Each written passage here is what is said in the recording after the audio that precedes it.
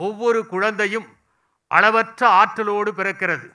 ஒரு குழந்தையிடம் ஒரு பிரச்சனையை சொன்னால் 60 விதங்களில் அதை தீர்க்கிற வழிகளை சொல்கிறது. ஆனால் வளர்ந்த பிறகு அந்த பிரச்சனையை சொன்னால் 2-3 வழிகளை கூட அதனால் சொல்ல முடிவதில்லை என்று.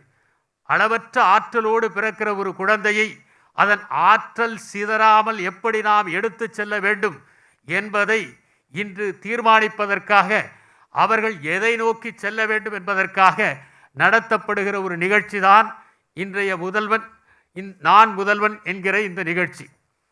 பள்ளியிலே படிக்கிற மாணவர்கள், கல்லூரியிலே படிக்கிற மாணவர்கள், அதற்கு பிறகு முடித்த பிறகு பணியை தேடி அலைகிற இளைஞர்கள், இவர்கள் அத்தனை பேருக்கும் எந்த திசையிலே தேட வேண்டும் என்பதை புரிய வைப்பதற்காக, அவர்கள் ஆற்றலின் மீது புரிதலை ஏற்படுத்துவதற்காக, அவர்கள் முயற்சியோடு தங்கள் வாழ்க்கையை தொடர்வதற்காக, படிகளை பெறுவதற்காக, திறன்களை செதுக்குவதற்காக, நல்ல பணியிலே அமர்ந்து அவர்கள் தங்கள் வாழ்க்கையை மட்டுமல்ல தமிழ்நாட்டின் எதிர்காலத்தை செப்பனிடுவதற்காக இந்த நிகழ்ச்சி வடிவமைக்கப்பட்டிருக்கிறது.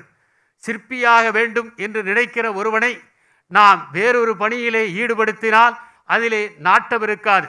கவிஞனாக வேண்டும் என்று விரும்புகிற ஒருவனை இயற்பியலிலே படிக்க வைத்தால் அவனுக்கு அதிலே விருப்பம் இருக்காது.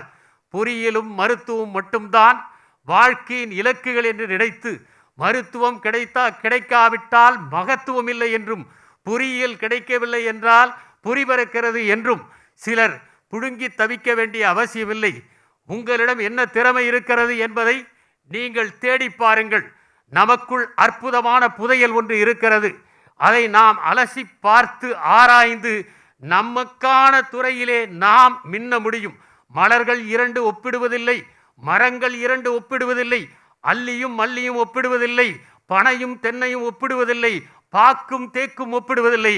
மனிதர்களோ அடுத்தவர்களை பார்த்து அவர்களைப் போல ஆக வேண்டும் என்று நினைத்து கொண்டு தங்கள் முயற்சியிலே அவர்கள் ஈடுபடாமல் அடுத்தவர்கள் போல ஆக வேண்டும் என்கிற முயற்சியிலே ஈடுபட்டு ஏமாந்து போகிறார்கள் என்பதால் ஒவ்வொரு மாணவனுக்கும் பள்ளியிலேயே என்னவாக வேண்டும் என்கிற ஆலோசனைகளை தந்து அவர்களுடைய திறன்களை செலுத்துவதற்கும், பள்ளியை முடித்த பிறகு மேற்படிப்பை தொடர வேண்டாம் என்று நினைக்கிற ஒரு மாணவன் எந்த திறனை பெற்றால் பணியை பெற முடியும் என்பதையும், பிறகு கல்லூரியிலே சேர வேண்டுமென்றால் எந்த படிப்பிலே சேர்ந்தால் சிறந்தது என்பதையும், கல்லூரியிலே இருக்கிற போது பாடத்தை மட்டும் படித்தால் போதாது, மொழியிலே வளமையை பெற வேண்டும், தீவிரமாக சிந்திக்கிற தன்மையை பெற வேண்டும், உணர்ச்சி மேலாண்மையிலே உச்சத்தை தொட வேண்டும்.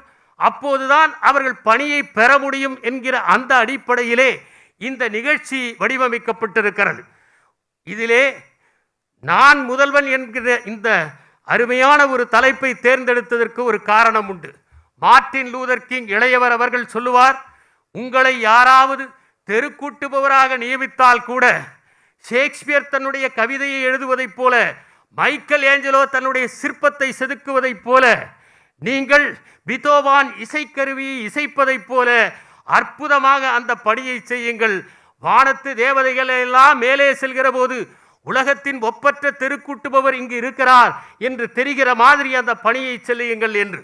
நான் முதல்வன் என்று சொன்னால் எந்த பணியை செய்தாலும் அந்த பணியை அக்கறையோடு செய்ய வேண்டும், மேன்மையோடு செய்ய வேண்டும், ஈடுபாட்டோடு செய்ய வேண்டும், உற்சாகத்தோடு செய்ய வேண்டும். நம்மை விட யாரும் இந்த பணியை சிறப்பாக செய்ய முடியாது என்கிற அளவிற்கு எடுத்துக்காட்டாக செய்ய வேண்டும். அப்படிப்பட்ட ஓர் இலக்கை ஒவ்வொரு இளைஞனும் ஒவ்வொரு மாணவனும் தன்னுடைய இதயத்திலே பதியம் போட வேண்டும், பசை தட்டுகிற மாதிரி ஒட்டி கொள்ள வேண்டும். அப்போதுதான் அவன் தன்னுடைய இலக்கை நோக்கி மேம்பட முடியும். நான் கேள்விப்பட்டிருக்கிறேன், ஒரு தச்சர் அந்த நாட்டிலேயே சிறந்தவராக கருதப்பட்டார். அவர் மரச்சாமன்கள் செய்தால் பார்க்கிறவர்கள் எல்லாம் வியந்து போவார்கள். அவருடைய ஒரு சீடன் இருந்தான். அவன் கேட்டான், மற்றவர்கள் எல்லாம் தேக்கிலே மேசைகள் செய்கிற போது அரைக்கலன்களை எல்லாம் மாமரத்திலோ பலாமரத்திலோ செய்வார்கள், ஆனால் நீங்கள் அரைக்கலன்களை கூட தேக்கில் மரத்தில் தானே செய்கிறீர்கள், ஏன் என்று கேட்டார். அதற்கு அவர் சொன்னார், அப்படித்தான் செய்ய வேண்டும். நீங்கள் தேக்கிலே மேசை செய்துவிட்டு அதன் உள்ளே இருக்கிற அந்த டிராயரை மாவிலே செய்தால் யாருக்கு தெரிய போகிறது என்று கேட்டார். எனக்கு தெரியும், நான் எனக்காகத்தான் இந்த பணிகளை செய்கிறேன். நாம் எடுத்துக்கொண்ட பணியை செம்மையாக செய்தால் அதில் நம்மை விஞ்சுவதற்கு யாரும் இல்லை என்று எந்த பணியிலுமே சிறக்க முடியும். ஆரம்பத்திலே தொழிலாளியாக சேர்கிறவர்கள் கூட நேர்மையால் உழைப்பால் முதலாளிகளாக உயர்வது உண்டு. முதலாளி என்பது முதல் தொழிலாளி என்பதன் சுருக்கம்தான் என்பதை நாம் நினைத்து பார்க்க வேண்டும். இந்த நாள் மெழுகுவர்த்திகளை ஏற்றி அணைக்கிற நாள் இல்லை, இது கலங்கரை விளக்குகளை ஏற்றி வைக்கிற நாள். அப்போதுதான் தத்தளிக்கிற பல கப்பல்கள் கரையை அடைய முடியும். அதற்கு உதாரணமாகத்தான் பல்வேறு துறைகளிலே மின்னுகிற மனிதர்களை எல்லாம் இங்கே கொண்டு வந்திருக்கிறார்கள். அவர்கள் உங்கள் அனுபவங்களை எல்லாம் கூறப்போகிறார்கள். போட்டித் தேர்வு எழுதுவது என்றால் எப்படி, தொழில் தொடங்குவது என்றால் என்ன, தகவல் தொழில்நுட்பத்தில் மின்ன வேண்டும் என்றால் என்ன, விளையாட்டிலே ஜொலிக்க வேண்டும் என்றால் என்றெல்லாம் எடுத்து கூறப் போகிறார்கள். அவர்கள் கூறுகிற அறிவுரைகளை தமிழ்நாட்டிலே இருக்கிற அத்தனை மாணவர்களும் பயன்படுத்திக் கொள்ளுங்கள். உங்கள் வாழ்க்கையை ஒளிமயமாக ஆக்கிக் கொள்ளுங்கள். நீங்கள் அத்தனை பேருமே தமிழகத்திற்கு பெருமை சேர்க்க வேண்டும், உங்கள் வீட்டிற்கு வளம் சேர்க்க வேண்டும். உங்கள் தனி மனித பங்களிப்பினால் இந்த நாடும் மக்களும் உலகமும் அழகு பெற வேண்டும்.